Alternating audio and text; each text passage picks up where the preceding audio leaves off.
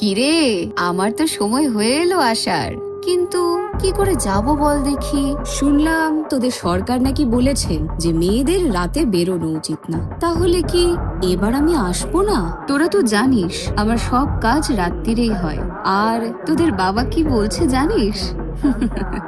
বলছে আমি নাকি রাগ কন্ট্রোল করতে পারি না, কোনো অধর্মকে মেনে নিতে পারি না, রেগে গেলেই তো দেব গলায় খানাটা বসিয়ে।